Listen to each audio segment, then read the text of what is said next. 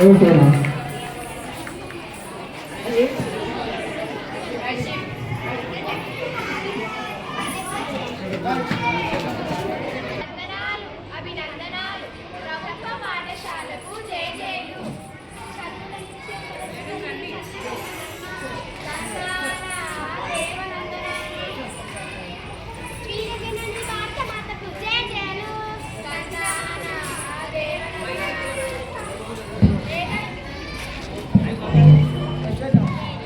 ఏదైనా చదువు మొదలుపెట్టినప్పుడు బ్రహ్మ విష్ణు మహేశ్వరుడితో లేదా వినాయకుడిని కలుసుకుంటాము.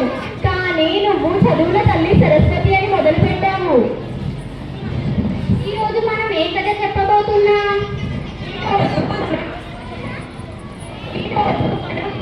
చెప్పుకోబోతున్నాము. అప్పుడు బుర్రకథ అంటే ఏమిటి? బుర్రున్నాళ్ళు అసలు ఏంటి వారికి చెప్తారే, అదే బుర్రకథ. అరే ఎంత మాట అన్నా! ఈ మెడ మీద ఏముంది? బుర్రుంది. ఆ మెడ మీద ఏముంది? బుర్రుంది. తన మెడ మీద ఏముంది? తాంబూరుంది. అదే మరి బుర్రున్నోళ్ళు అది లేని వారికి చెప్పేదే బుర్రకథ. మరి మనం ఇప్పుడు ఏ కథ చెప్పబోతున్నాం? రామ రావణుని యుద్ధం కాదోయ్. పూర్వ రాజుల కథలు కాదోయ్.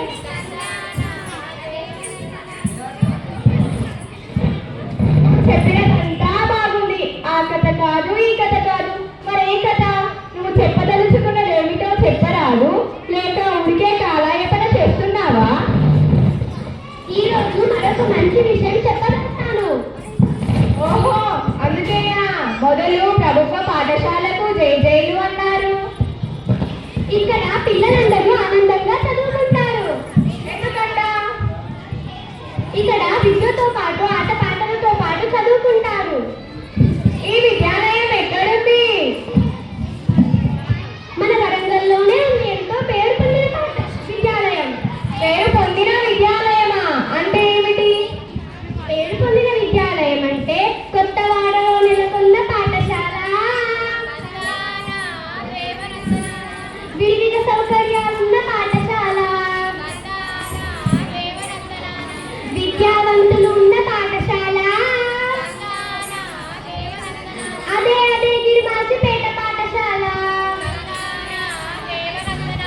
తరిగిన చింతంట. ఇంకా ఏమేమి సౌకర్యాలు ఉన్నాయంట? భోజన సదుపాయాలున్న పాఠశాల. ఆటపాటలకు నిలువ ఉన్న పాఠశాల. గ్రంథాలయములు ఉన్న పాఠశాల. ఎందరో ప్రముఖుల ఆదర్శ పాఠశాల. అదే అదే గిరిమాచిపేట పాఠశాల.